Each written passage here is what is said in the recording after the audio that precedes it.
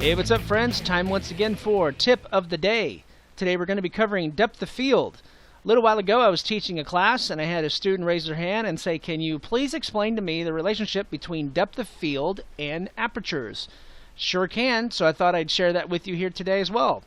So before we can first go over all of that information, we need to see what the brainiacs say, what the nerdists say about depth of field. They say depth of field is the amount of distance between the nearest and farthest objects that appear in acceptably sharp focus in a photograph. I don't know about you, but I have no idea what that means. So let's break it down into simpler terms, shall we? What is in focus in the image? So essentially, it is the area that is in focus in the image. That's your depth of field. So before we can get too far into the technicalities of depth of field, let's look at our apertures first and get a better understanding of those. So here we have an aperture chart. You probably recognize some of these numbers. They're on your lenses. Some lenses go down to f1.2, others come all the way over here to f22 and even higher. So the thing to remember about apertures and the f-stops and as it relates to depth of field is the smaller the number, the larger the aperture, the shorter depth of field. The larger the number, the smaller the aperture, and the greater depth of field. So again, f1.4 has a larger aperture and a shorter depth of field, whereas f16 has a larger number, a smaller aperture, and a greater depth of field. So that's the first thing you have to understand in relationship to apertures and depth of field. So moving on, let's go a little deeper. So each one of these funnels holds 1 gallon of water. With a funnel with an f16 aperture, which we've established is a small aperture, it will take the 1 gallon of water longer to completely fully drain. Where we have a funnel over here holds the exact same amount, 1 gallon of water, with a larger aperture, which is a smaller number of f2.8, it will take a faster amount of time, a shorter amount of time, to fully drain. So we can see here the same 1 gallon funnel, smaller aperture, larger number, f16. It will take longer, aka longer depth of field, versus the funnel with a 2.8 aperture, which is a larger opening. It comes out faster at a quicker time and a shorter depth of field. So these water streams represent the depth of field. Smaller the aperture, larger the number, longer depth of field, larger aperture, smaller number, shorter depth of field. Okay, here we have an example. These gray boxes represent a focus area. So this is for demonstration purposes only. At 4.0, the focus area at a close distance is very shallow. You can see the only thing that's going to be in focus here is the nose and the eyes. Everything else is going to be starting to go out of focus. Background is going to be very blurry.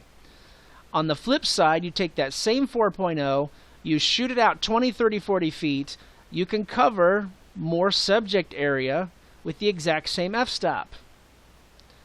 So the background on this shot is going to appear very blurry versus this one where it's not going to be as bad. It's not going to be as bad out of focus. So let's jump to an f16 example. f16 is what I definitely recommend for hair and makeup photographs. Eyes are in focus. The entire hairstyle is in focus. Focus goes all the way back to the back of the head. The background's probably more in focus. That's at a closer distance. Now we take that same f16 and we throw it much further out. You can see this entire family group is as well as much of the background. So the Grand Canyon, the Niagara Falls, the cityscape, it's all going to be razor sharp at a greater f-stop. So even part of the foreground is going to be in focus at f16. So to give you an actual real-world example, I have one right here. Here's two shots taken at an 85mm lens at 4.0. I've got a 3/4 length shot of this singer-songwriter from Nashville. This background is about 10 feet away. You can see how blurry it is. Versus this full-length shot here, this background is almost 30-40 feet away. You can see that this is actually in more focus than the closer shot. And yes, I know the tree's coming out of her head, so shut up. You can see how this slide here can relate in real-world terms. The closer, the blurrier your background, the farther you shove your subject out, the more in focus the background can be. Same shot, f4, blurry up close, not as bad farther out. So let's give you another example of that. Here's an example of a water bottle. It's not exactly the best example, but it is an example. So we have an aperture of f8 at 5 feet. You can see the water bottles in focus. You can see back here the barn. As you zoom in, or come in, actually not zoom in, but come in to 1.5 feet of a distance, you can see the barn is definitely a lot more out of focus on this shot. Now the aperture didn't change, but the distance to the subject changed. Same here. Closer, blurrier, farther away, a little more in focus. It's exactly this example right there. Moving on. Most of you then will say, well, you brainiacs will be screaming, well, you're forgetting about the relation to focal length. You're forgetting about the relation to focal length. Okay, that's just another one. It can get kind of confusing. I'll just touch up on it just a little bit.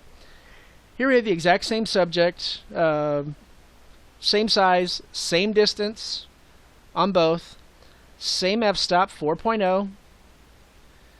This happens to be an example of a 14 millimeter lens. This happens to be an example of a 200 millimeter lens. At 4.0, a 14 millimeter lens at this same distance is going to have a greater depth of field versus a 200 millimeter lens, same distance, it's going to have a shallower depth of field. Distance, as well as focal length, have a lot to do with your depth of field. Now, you could technically increase to an f8 or an f16 and get the exact same depth of field. So do you see how that works? If this is the depth of field of f4.0, if we were to crank this up to f16, we could extend this depth of field to match this one. You need to know what your lens is capable of doing before you photograph your client or go on a job. Here's an example of the f1.8 all the way through f16 with the actual apertures showing and the actual image above. So you actually see the depth of field, how much greater the f16 is than 1.8. And those examples are available online. Just Google it and you'll find it. So lastly, things that you need to ask yourself. What do I want my background to look like? Do I want it blurry? Do I want it in focus? How much of the subject do I want in focus? Those are the questions you should be asking yourself. Those will be the deciding factors to choosing an aperture that will give you the proper depth of field. So anyway, I hope you found this video informative. Hope I didn't bore you to death. I hope it was helpful. Thanks for joining us. We'll see you next time.